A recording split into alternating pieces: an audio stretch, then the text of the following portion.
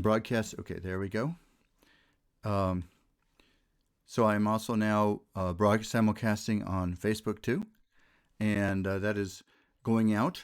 So it's going out over the number one talk station here in Las Vegas, and simulcasting on Facebook too, which is kind of an amazing thing. Which means there are people that could be listening in other countries, other parts of the world, or other parts of the United States, and they can also be listening right here on the radio.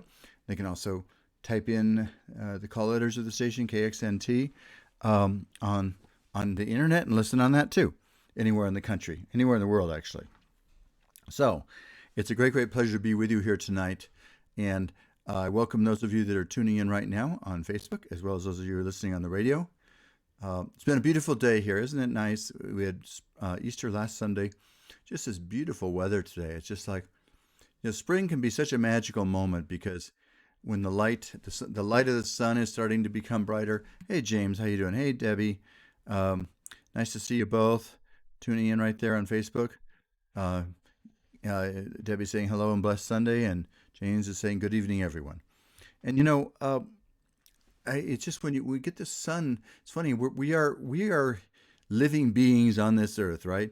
And so we're affected just like everything else by the seasons and the weather, as you probably have noticed in your own life. And so when it's cold and windy, I think we kind of contract a little bit or kind of go within. And then when it starts to be warmer and a little more friendly to our bodies, you can walk outside with being freeze. Hey, Andy, how you doing? Um, Andy Hangarter has been a good friend of mine also, a loyal supporter of this show also. The whole idea of this show, by the way, to put it real simplistically for anybody who's tuned in right now, is that there's a better way to live on this earth, and it should be, for those who are interested, our goal to find that better way, to embody it in our lives and live it. And that's an opportunity. It's exciting. It's an adventure. It can sometimes be a little scary because when you oops, I'm turning. If this is too loud, let me know. I'm turning it down a little bit here. Putting a little background music on. That's kind of what started me on the spiritual journey. In my 20s, I had a number of, I'll call them spiritual visions, where I started to realize I had been kind of living in the world, thinking of it kind of as a material world, as we're kind of raised to think we are. It is, I mean. And then suddenly in my 20s, I started to have, it'd be like a veil was lifted from my eyes. And I began to see, hey, wait a minute, this is a miraculous world. And all sorts of miraculous things started to happen in my life. I mean, on all sorts of ways. And I eventually kind of want to gradually talk about those things, but all kinds of things that I could no longer deny and pretend were not miraculous. When you're confronted with the miraculousness of life, in some ways it's kind of scary, because if you're used to kind of thinking it's just you walking around, there's nothing else to it all, and then suddenly you start to experience the miraculousness of life, the spiritualness of life, then a whole new dimension of life opens up in front of you. And so when I had, in my 20s, when I had that revelation, I thought, well, if I really, there's my friend from Mexico, Annabella, from San Miguel de Allende in Mexico. So what I had this revelation, like I say, that we really are in a divine universe, that we can really look to God for all things at all moments. And even the word God, I want to, some people I know are comfortable with that word, some are not comfortable with it, but a recognition that there's an infinite intelligence that blesses us, that loves us, and can guide us. And I use the word God most of the time for that. And so I thought to myself, if this is really true, and the insights I'm getting and the experiences I have are real, then I want to find out if I can really live directly based on my relationship to God. So whatever money I had in my 20s, which wasn't a whole lot, to be honest with you, but it still was significant. I went to 2 different churches over the space of a few days and divided my donations between these 2 different churches and gave away what I owned. And today it was not insignificant. It was enough to buy a new car in today's at that time. So anyway, because I knew that if I was going to say and live that really there's a way to live in this world looking to God as your source, I had to make it real for me. If it wasn't real for me, what good is it to talk about it? So I started in my 20s. I was probably about 28 at that time. And I started looking to God for everything absolutely all the time. And the messages I kept getting were kind of like this. It was that you will be supplied with what you need, the teachers, the techniques, the tools, the abilities to continue to grow on your path. And that was what really came so strongly to me in a lot of different ways at that time in my life. So as I say, I started that journey with basically nothing. Now, I'd love to tell you it was absolutely simple and smooth and that was just it. But the truth is I also encountered from time to some adversities and reversals and even financial reversals. But I didn't give up on my inner conviction that there was a divine way to look to your future. And so I showed up in Las Vegas in 1982 or 83. I always have to keep track. Let's just say 83 for the moment. And so that's about 40 years ago now. And knowing nobody, not one person. But I did have a job. That was not a very high paying job actually, because even though I was a licensed attorney in California, here you had to live here for over a year before you could take the bar exam. So I showed up for a fairly low paying job as a law clerk. And that was my beginning here in Las Vegas, not knowing one person with that job. But I was applying the principles that I felt like God was teaching me, and about how to look to God for the source for all things all the time. And about 8 months or 9 months after I was here, the voters had a vote and decided to roll back some taxes. And I was working at the DA's office, and about 200 people were laid off. Actually, it was Clark County, whatever, but there were a lot of people, even from the district attorney's office, that were laid off. And I was one of them.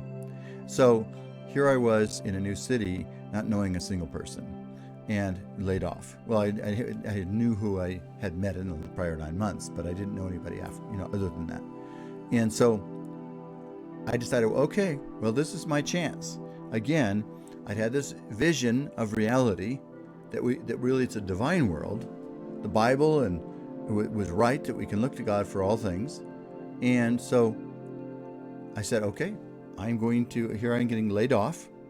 I decided not to go for unemployment because I figured all I'm going to be doing is sitting at home collecting money, which I don't put that down. There's sometimes a place for that. But for me, I felt like I did not want to do that because I'd just be out of the loop.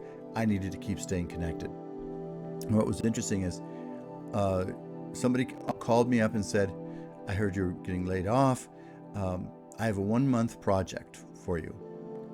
And so I thought, well, okay, 1 month is better than nothing in case it's the next step for me, right?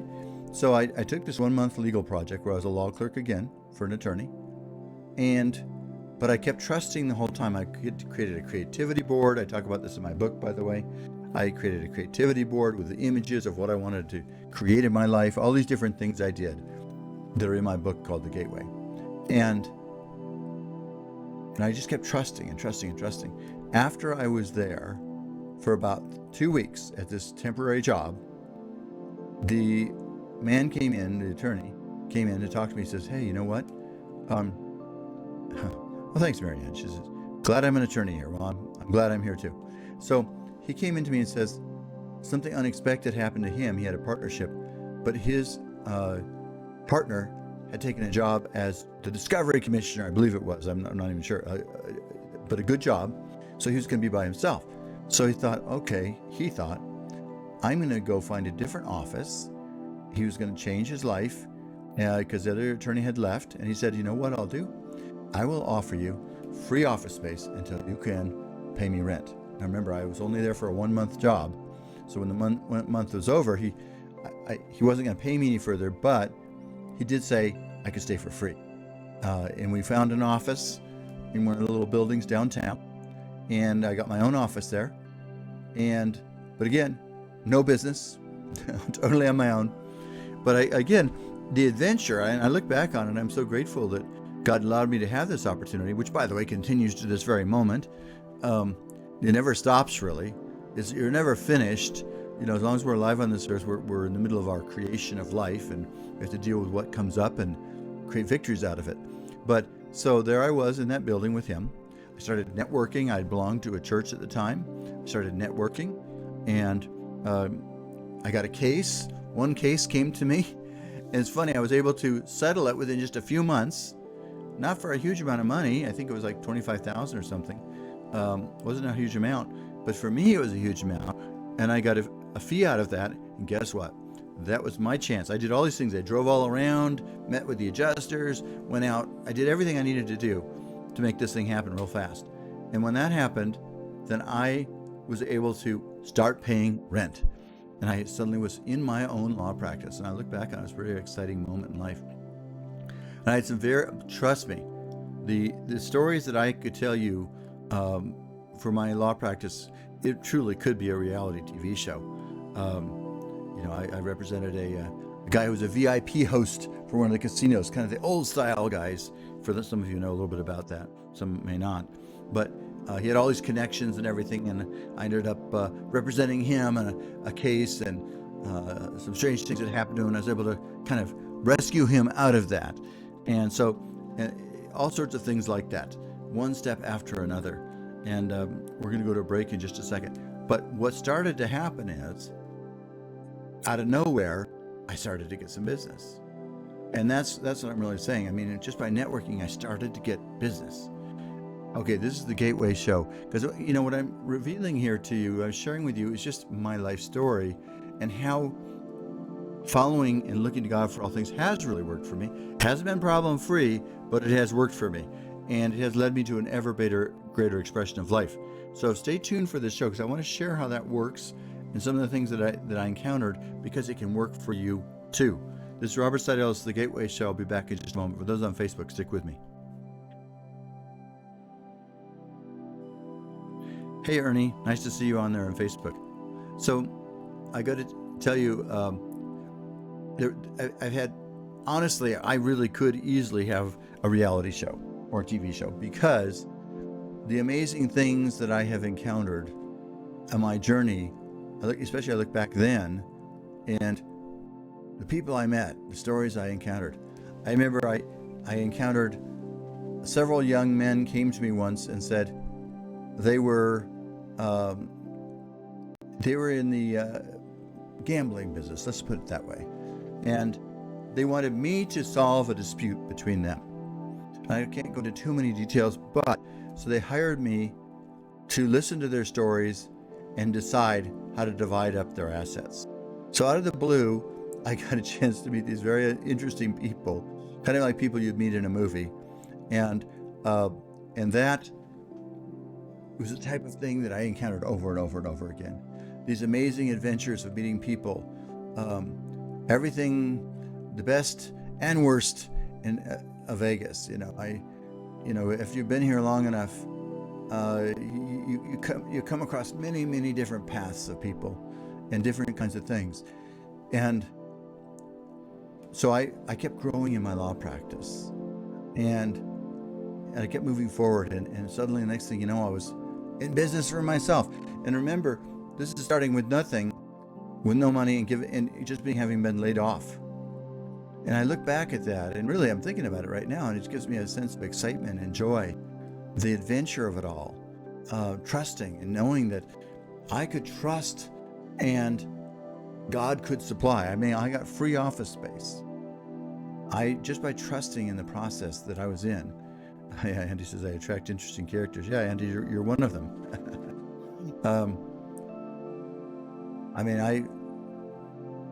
I've encountered things that have been in the news, believe me, in more than one way. And so you get to know people, and suddenly you're part of their lives, and you're trying to help them. And I'm remembering there was this very polite man that came to me once, and he turns out he was married to a woman who worked out at the chicken ranch in Pahrump, and it was and he himself was a character. And let's just say, again, I have no records or anything in the names of these things, and I would never reveal any names anyway.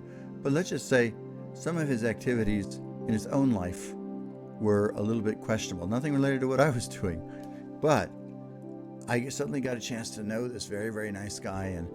And then one day, next thing I know, he shows up at my house, says, I get a call, and he's afraid that, oh, I'm going to be back in the radio. Hold on, we're coming back in the radio.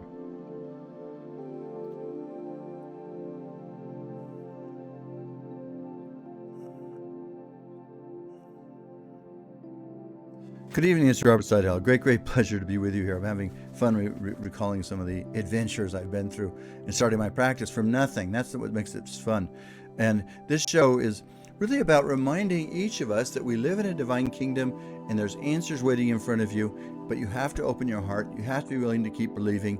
They could be answers in any area of your life, relationship answers. They could be, by the way, I was single at that time. And so I hadn't even met my wife at that time. And so you can trust that you'll meet people. And in fact, I'm going to tell you for a second how I met her, because it's another illustration of the divinity of how things work. And so my big adventure back then was, can you really live trusting in God for all things, that God will guide you, direct you, open the doors, and close doors you shouldn't have walked down?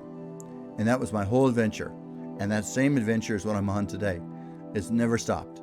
And as a matter of fact, all that's really happened is the strength of it, the power of it, has just gotten stronger, and stronger. Way stronger. And that's why I'm 70 now, and why I do this show is because I want to share what has been shared with me, really. That's all it really comes down to. So that you can live a better and happier and more wonderful life. And know that there's an infinite living spirit of God that can and will help you. Now, does it mean it's always totally simple and easy?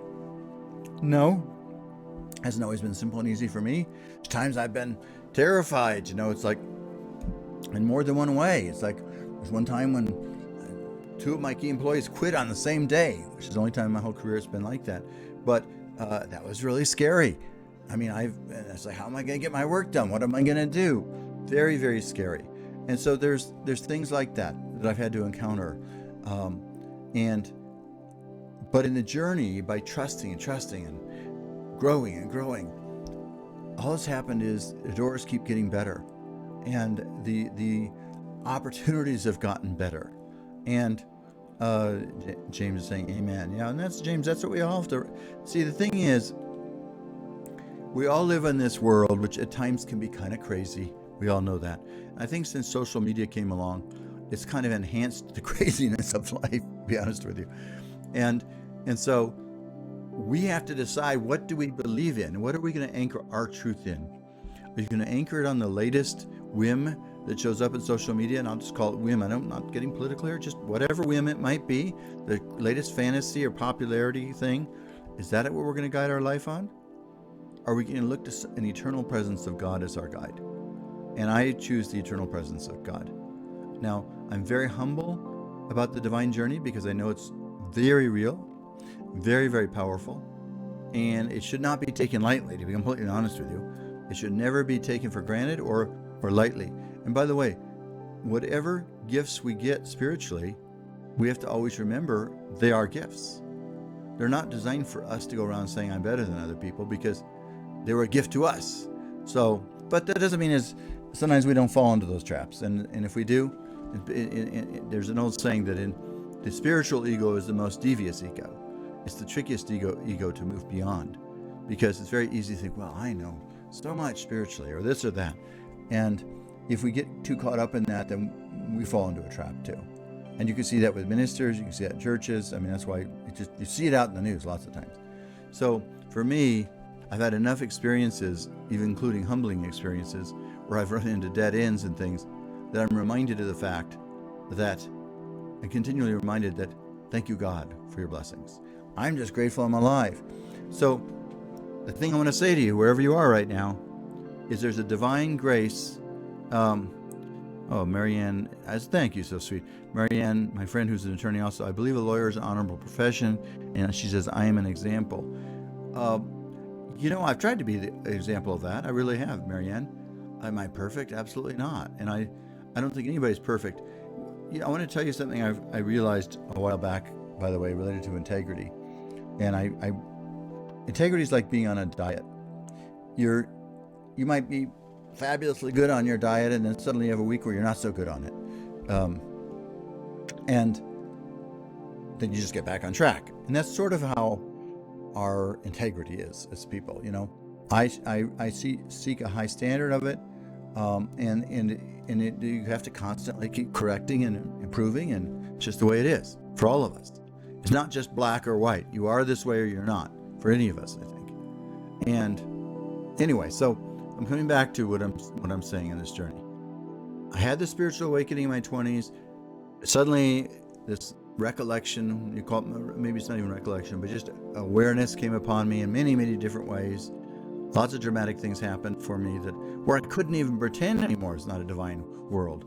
And so then I thought, okay, I'm making my journey, surrender to God. Where are we going to go, God? I trust you. On this merry-go-round ride, or this roller coaster ride called life, I trust you. And trust me, the adventure of the spiritual part is greater than any roller coaster ride I've ever been on. Greater adventure than any movie I've ever seen. It really is. And it keeps getting better and stronger. That's just the truth. Okay, so what I want to share tonight is just that and I put on Facebook, there's a quote from the Bible. I've been sharing the idea that there is another way, another path. And there's a quote from the Bible which I really like. Because it doesn't necessarily obvious what it means. This is what Jesus said in a few different places, actually. This comes from Mark 2:22. He says, "No one pours new wine into old wineskins." He lectured 2,000 years ago. "Otherwise, the wine will burst the skins, and both the wine and the wineskins will be ruined. No, they pour new wine into new wineskins." So I say it one more time. No one pours new wine into old wineskins. Otherwise, the wine will burst the skins, and both the wine and the wineskins will be ruined. No, they pour new wine into new wineskins. That's Mark 2:22. So here's what I want to say to you. So what does that mean? What does that mean? Well, I suppose that everybody's entitled to their own opinion about that. But I'll tell you what it means to me. Like for me, when I started going through the spiritual awakening, I really look back, it started when I was like 10, 11, 12 years old. But let's just say the major kind of infusion of awakening happened in my 20s, and then it's been going on ever since then. So think of that as new wine. That's a new vision of reality, a new possibility. And to really begin to live that new possibility, you can't keep putting it back into your old consciousness or your old wineskins, as Jesus put it. When you start to live surrendered to God,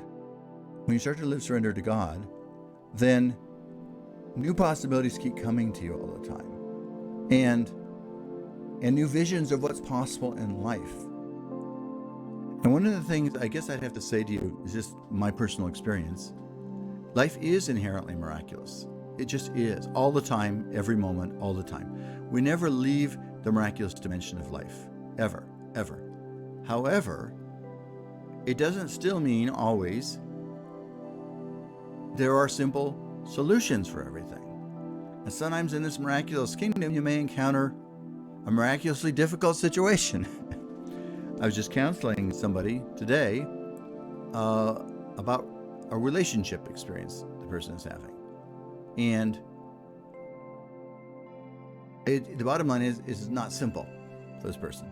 And so part of the miracle of his life is that you and I are in a real world.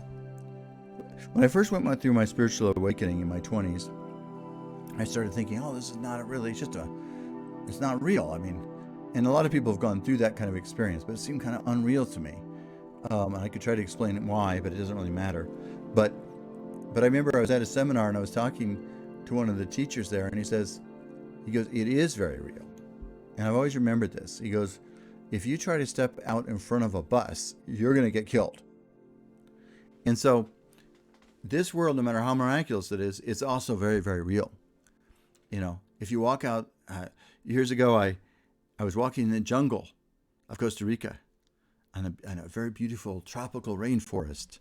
And right in front of me, there was right in front of me there was a big, huge tropical rattlesnake, right on the path, right in front of me. And it's interesting because luckily I had good hearing. I think he hit a twig or something, and I suddenly saw him right in front of me, probably 3 feet in front of me. And he's probably at least 6 feet long or longer, and fairly big around too. And ironically, I really wasn't scared. I was just kind of too surprised to be scared. But I did have some good instincts. And my instinct was, don't move and do not move. The funny part about it is that I think he was as startled by me as I was by him. And so I stopped and he stopped. I'm sure he was looking at me out of the side of his eye. I was looking at him. I thought, okay, what are we going to do here? So if I stepped on him, you can imagine the story probably wouldn't have been a fun story. And by the way, I was in a tropical place over an hour from the nearest medical care by boat. So it would have been a hard experience for me to deal with without any medical care for an hour if I got bit by that snake. But what I did is I stopped, quietly turned around, and walked the other direction. And I was fine. And when I told the people on the property that I was staying there with about it, we came all running down. They grabbed a machete and everything. But by the time we got there, my friend was gone. I say friend because it was kind of an exciting experience and nothing bad came from it. But so we have all these kinds of experiences in our life. And the question is, can we keep trusting and keep believing and keep knowing? But the reason why I bring that up is that's the story that's the real world. If I said, oh, it's not a real snake, or God's greater than that snake, I stepped on it, I might not be talking to you today. So in this miraculous kingdom, we have to also realize it's very, very real. If you're driving a car, you have to be careful in the way you drive it because you don't want to get in an accident or do something stupid or foolish. You don't want to drive drunk. This is Robert Sidell, by the way. This is the Gateway Show. And we're going to go to a break. I'll be back in just a minute. I'll stay with the people on Facebook. So stay tuned. You're listening to the number one talk station. This is the Gateway Show. This is Robert Sidell. Talking about my journey and how it can help you in your journey to find a higher path. So stay tuned. I'll be back in just a moment. So even though it's a miraculous kingdom, that doesn't mean we can be irresponsible. And that's a hard lesson to learn too. It doesn't mean that we can step on rattlesnakes and say, oh, that's not going to be a problem. I guess there are some people in some churches that believe you can pick up rattlesnakes and things, but I'm not going to test that out. I'm just not going to. So that's not for me to do. So whatever we're encountering in our life, part of the miracle of life, it took me a while to grasp this, is that it is real. Love is very real. Probably one of the most real things you'll ever encounter is a human relationship. And love is a very powerful, real experience. And you can make or break that relationship. Love is not promised to you or to me. It's up. That's why love is precious. Even in our relationship to God, God may love us always, but still, I like to believe God loves us enough to give us a lot of freedom, including sometimes to do things that aren't so smart. And so, but then we have to hope then our mistakes will not be too serious, and God will be there to help us back on track if our heart's open to that. But my point is that in this world, this miraculous world, the greatest miracle of all, one of my teachers put it this way. Well, actually, Albert Einstein said this too, so I'll stick with him. He says, okay, interesting. James is posting, he's a Southern Baptist. He's a veteran of Rattlesnake Round.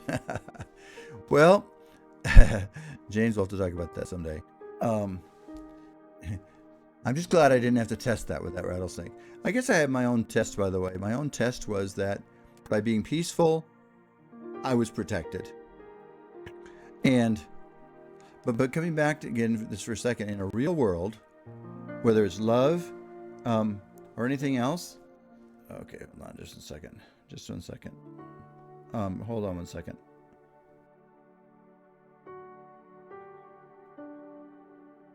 Just a second, apologize.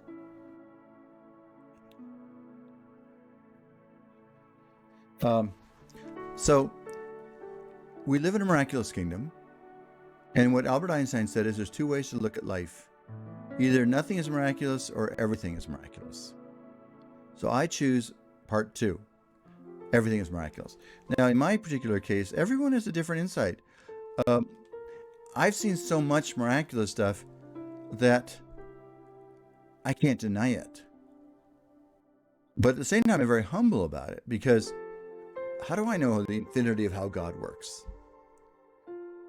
All I know is that we need to be humble and keep working and growing on our spiritual journey. Hold on one second. Okay, we're going back on the radio.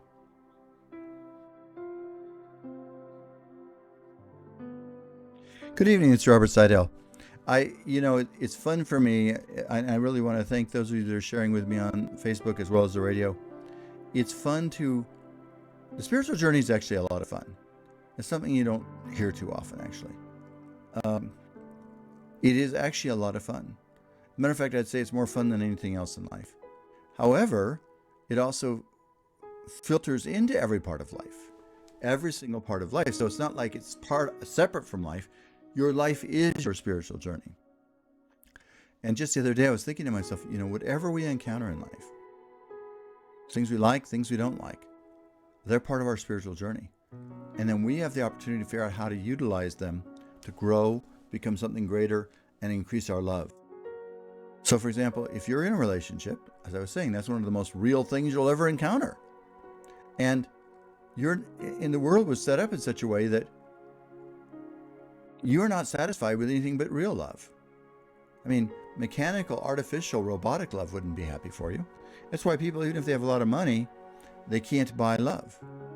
They might be able to buy people to hang around them, but they can't buy real love. And this world was set up that way on purpose, because your soul, and it's the same thing with your relationship to God. You can't have a mechanical relationship to God. It's not an artificial relationship. It's a real relationship, a real, living, divine relationship. And so on this journey of life, every single day, we have an opportunity to open our hearts to the infinity of love. So Jesus talked about that as having new wine to put into new wineskins. And why do we need these new wineskins? Because to walk in the light of God is very different from walking from what some religions call the mortal or carnal mind. In other words, your material mind. Everybody has what I call a material mind. A material mind is that part of you that thinks you're just a body, that people are trying to take things from you all the time. And sometimes they can be. I'm not saying that never can happen, but you were raised, or at least most of us were raised or born into a world where the power of materiality seems very strong. And so it creates a lot of anger, frustration, and upset with people. And they spend a lot of their life trying to manipulate life. And we all do that to some extent, actually. Trying to make sure we get what we want, right? But the new wine that Jesus talked about is a whole different way of living. And he said, it's God's good pleasure to give you the kingdom. And he says, think of the birds. They don't worry about where they get their food from. And he said there's a way to live like that. That if you seek God first with all of your mind, heart, and soul, and learn to love more unconditionally and love your neighbor as your own self. If you do these things, then you can begin to live a truly abundant, happy life. I mean, Jesus, let's think about it for a minute. This is the new wine he was talking about. Did he have to deal with poverty or issues of not having enough? I mean, if we were to believe the Bible, he didn't. He could manifest food for 5,000 people, basically from the etheric spirit of God. And I would invite you to be open to that. When I was younger, I probably would have thought, before I had that kind of my awakenings in my 20s, I would have thought, oh, that's all nonsense. But then, as I went through my awakenings in my 20s, I realized, no, this is a miraculous kingdom. We're spiritual beings in a spiritual kingdom. Then I realized, I'm sure he did do that. All those things that they say in the Bible. And that was a huge revelation for me. Changed my life forever. So what I want you and I to remember, get that new wine in there. The new wine is, what is the new wine? The new wine says, You are a living spirit of God. You have an infinite loving creator. This loving creator can make all things possible for you, can close doors that should be closed, can open doors that should be open. But that infinite loving creator, God, loves you enough also to give you a real experience. So that, so when you're in a relationship, you can't just blindly destroy it and expect it to survive, just as an example. And because that wouldn't be real love. And I guess you could say the same thing about our relationship to God. So if you open your heart to God, now one of the great teachings of Christ is that his love is unconditional and can come upon us and bless us even when we make mistakes, which is good because everybody does make some mistakes. But the point I'm really getting at, though, is that we're in a very real experience, a very real, miraculous experience. And there is a divine opportunity that awaits every single human being alive. And that's the new wine.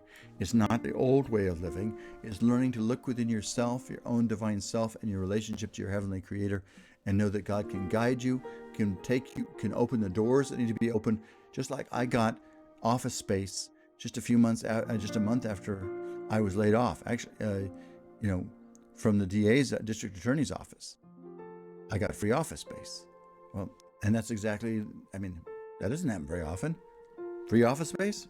As long as I needed till I could pay for the rent, that's a miracle. And by the way, unfortunately, that attorney passed away, but I'm still in contact with his wife, his widow, and very, very kind people, very kind people. But the point I'm getting at is this. You and I are anchored in an eternal divine experience. And if we forget that, then we become more anxious, fearful, and worried.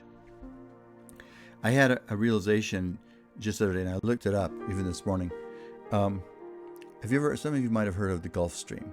It's a stream, it's a current in the ocean. And in this current, it's a warmer current. And it flows up and around different locations. Now, guess what? There's these kinds of streams in different places in the ocean. These currents, They're really streams within the larger ocean. And these streams are warm, and they're warmer than the water around them. And because of that, there's abundant life in there. And I've often thought that that's what it's like opening your heart to divine grace. So think of it this way. Imagine you're a fish swimming along in the Gulf Stream, and there's plenty of food around you. The water's comfortable. Now imagine there's a fish outside that Gulf Stream looking in at you. They might say, well, why does this guy have all this food? Why does this fish have all this food? He doesn't realize that fish is swimming in a current that's warmer. Now, probably in real life that the other fish would find that current too. But the point is that it's in the same water, except there's a warmer current in it. And in that warmer current, there's a better quality of life for those fish. More abundance, they actually follow the current where it goes. What I would tell you is it's the same thing on the spiritual journey. And that's one of the things Jesus was trying to teach us, that we have the ability to tune into the infinite supply of God's grace and goodness, especially if we try to live with some goodness in our own hearts and live lovingly and kindly ourselves. And we can begin to have God's grace going before us, preparing the way.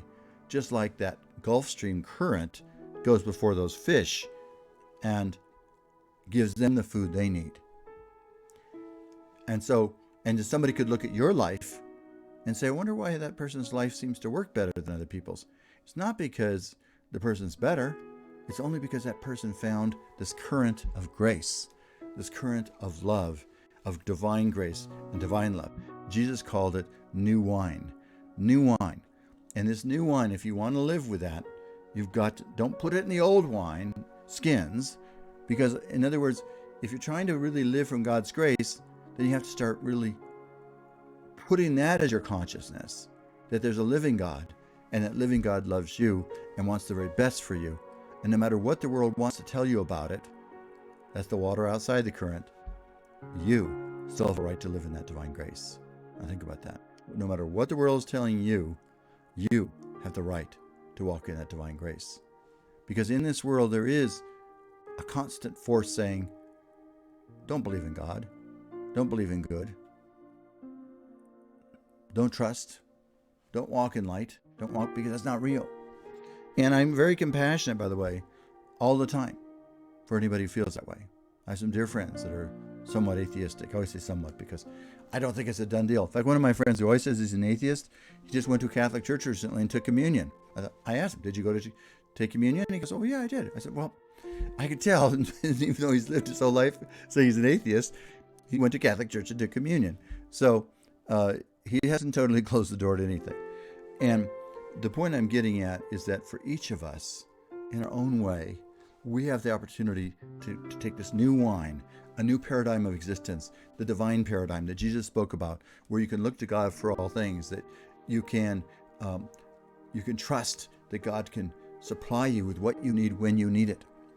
Does that mean you'll be the richest person? Again, I was thinking about that today. I've been fortunate to be successful, but I'm sure there's lots of people that are lots more successful than me, and there's lots of people a lot less. I mean, we can get into comparisons all the time. That's not really the issue. I have found peace and love in my life. So on that level, I am very successful.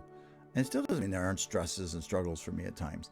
But what I want to say to you is that you can find love and grace in your life as it is. Hey, Jonelle.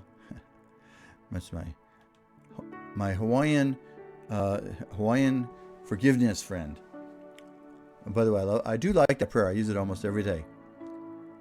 I'm going to say it right now. Let's say there's somebody that pops up in your mind. You feel like maybe you wronged a little bit, or this, whatever. It doesn't even matter. So-and-so, I love you. I'm sorry. Please forgive me. Thank you. It's very simple words to say. It just goes into your unconscious mind, begins to clear out that negativity that might be there. Patty, I'm sorry. I'm just making up Patty. I'm sorry. Please forgive me. I love you. Thank you. And whatever name, I'm just using that as an illustration. It could be a sibling. It could be anybody. This starts to pass through my mind, and sometimes I'll be doing people that I haven't seen since I was in the 4th grade. Just pop it in my head. Blank, I'm sorry. Please forgive me. I love you. Thank you. So it's Jonelle, you tuned in, and you reminded me of that, so I shared it. All right, we're going to go to a break again, and when we come back, we're going to have Reverend Ernie with us to share a prayer tonight. But stay with me on the Facebook. I'll be back. For those of you on the radio, I'll be back in a second.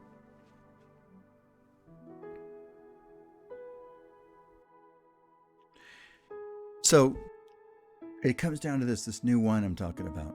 And Jesus gives lots of places in there he talks about this. Mark 11:22, where he talks about whatsoever you ask for, believing in it, not doubting, forgiving everyone you have grudges against, it will be done. And he didn't say that's true for me, but not for you, ha ha. He said that's true for you too. But I don't know if any of us have ever really carried it to the potentiality that perhaps he intended.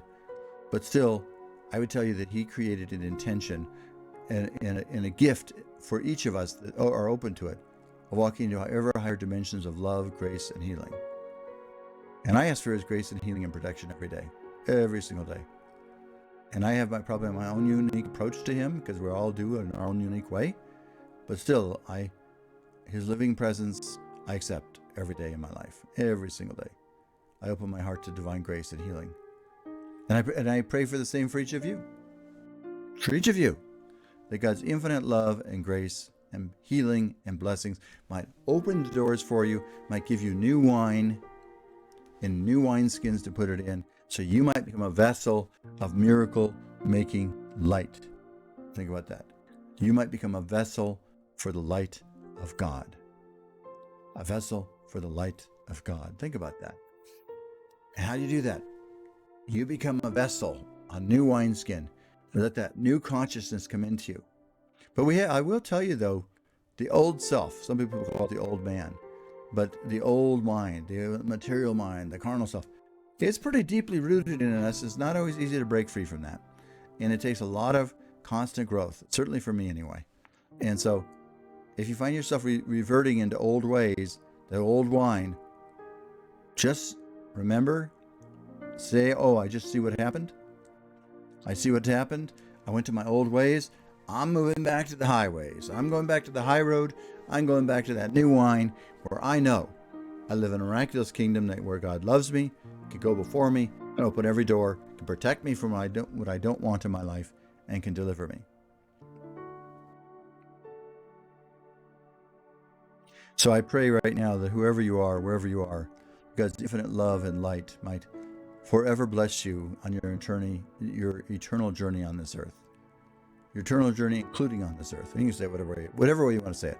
But I pray that God's infinite love surrounds you and enfolds you right now, wherever you are, now and throughout eternity.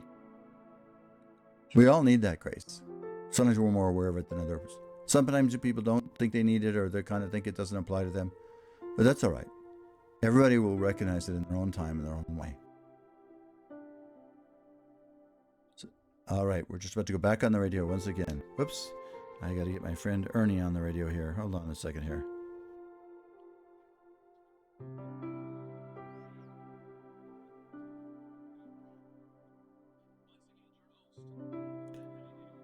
Good evening. This is Robert Sidell. Hold on one second. I've got to do the right things here. What am I doing here? I've got to switch over. Hold on. Okay. Reverend Ernie, I'm sure, is there right now. Hold on one second here. Hold on a minute. Oops, I keep doing this. Okay, here we go. Wait a second here. I'm sorry. This is, by the way, it's the Gateway Show. Oh, there it is. Okay, good. With guests. All right. Whoops, what's going on there? Are you there, Ernie? That's strange. Huh. Can you hear me, Ernie? Oh, okay. Admit. Okay. Here we go. Okay, there. Are you there, Ernie? There you are.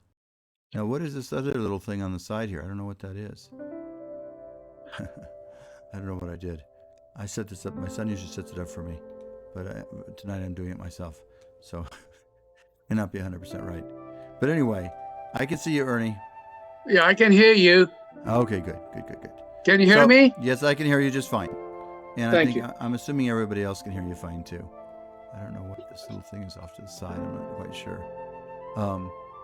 But anyway, those of you listening, I've got Reverend Ernie on the line. And Marianne, by the way, just said there are many that are spiritual and many who are gifted lawyers, but few can advocate both. Thank you. Well, thank you so much, Marianne. Your positive thoughts make a big difference to me. And I've got Reverend Ernie on here now, too. And like I said, I don't know why there's a little white box on the side, so I guess my friends, you'll have to ignore that for a moment. But anyway, let's see here. So, Reverend Ernie, what do you want to share with us tonight? Well, thank you, Robert. The prayer is about discover a new dimension of freedom in your life. Put new wine into new wineskins. Dear Lord, we thank you for this blessed day, and we show our gratitude for blessing us with creativity and talents to live fully according to your plan in our journey. Lord, grant us to be aware and recognize the freedom we enjoy to express our divinity now and live in the present moment for us to be happy, joyful, forgiving, loving, and compassionate, and to share those attributes with others who may be facing challenges in their daily life. We pray we stay focused in our freedoms and express our inner divinity with love and compassion without barriers, with our own free will, with ease, creating heaven on earth, and so it is. Amen. Reverend Ernie, it's always a pleasure to have your prayers. And by the way, Janet, my friend Janet, has been dealing with some laryngitis, which is why she is not with us tonight. But she will definitely be back with us. I'm hopefully by next week. But Reverend Ernie, I want you to know, and you're sure Reverend Ernie's our eternally young guy here. You're 77 now, aren't you? Yes. Thank you. So, and look, you don't have any wrinkles on your face, Ernie. That's not fair. Oh, that's God-given, God-given looks. That's right. That's it. God-given looks. That's you know what? And that's really the truth for all of us. I mean, If we have a functioning body, that is a gift, and we're still alive, that's a gift. And I had two brothers that died. One died in his 40s, and one died in his 50s. And now I'm in my 70s, which is hard to believe, really. I'm actually 70 right now, but I'm going to be 75 on Cinco de Mayo. That's my birthday, May 5th. But it's coming up on my 71st birthday, and but you know what? Ernie and I both enjoy life. We try to get the most out of it, and don't we don't want to miss a single day, do we, Ernie? We try to enjoy the gift of it. That's right. Yes, What right, advice? Ken. It's all about God. God in everything. God is all there is. You know, um, I believe that on some level or another, when you get peel back all the different layers, at the base of it all is God, and that's kind of what you're saying. And Yes. in the midst of that, we still have a very active human existence, and in this human existence, um, oh, uh, my friend James says, "Thank you, Reverend Ernie." Um, in this human existence, there's lots of different stories unfolding all the time, right? I mean, and it's up to us how we deal with those, don't we? So, how do you deal with challenges in your life, Ernie? Well, I mean, uh, I I accept I accept the way things are presented, and of course I pray, pray and meditate some of the things that are challenging and problems, of course, and share with my wife, and of course share with friends. Um, uh, but anyway, it's I put God up front, God from within up front, and from there things start opening up. We're opening up some solutions, just putting God in front. Ernie, that's where you and I are very similar. And I guess that's why you and I have been doing this for a long time together. And by the way, my friends, it's a perfect illustration of how God works, I believe, in my life. Um, so I walked into a networking group, I guess it's about 8 years ago now, or something like that, right, Ernie? I think you Yeah, could, over 9 years ago. 9 years ago, okay? Yeah. And the funny part is, I don't really remember. Oh, my friend Linda just said thank you for the show. Thank you so much, Linda. Linda travels all over the world. She goes to Liberia, Africa, and goes through things that hardly. She probably knows a lot about snakes, by the way. But come back to you for a second, Ernie. I wasn't planning when I walked into that networking group. I didn't think, oh, I'm going to meet a guy that'll become a friend of mine for the next 10 years or whatever, or tell you the rest of our lives, I should say. Or it will be on my radio show. I didn't know any of that, right? But somehow, and I hardly remember the exact details of that meeting other than we became friends, and now you've been on the show for a long time. And that's how life works. I have, by the way, I've got an attorney friend that works for me, that I met at a firm that I started out my law practice with. I worked at a big law firm that represented President Reagan and many other well-known people, famous actors and actresses. And anyway, it was a very interesting place to start my career. I started the first few years there. But I'm out of time. But all I was going to say, I met one person there. He's been a friend of mine now for 40 years. All right, my friends, we're at the end of our show. May God bless you. May God watch over you. Remember, miracles are real. God is real. And for that reason, the best is yet to come. God bless you all. We will talk next week. God bless. This is Robert Sidell. Thank you so much, Ernie. It's good talking to you. Yeah, thank you. Bye bye. Bye.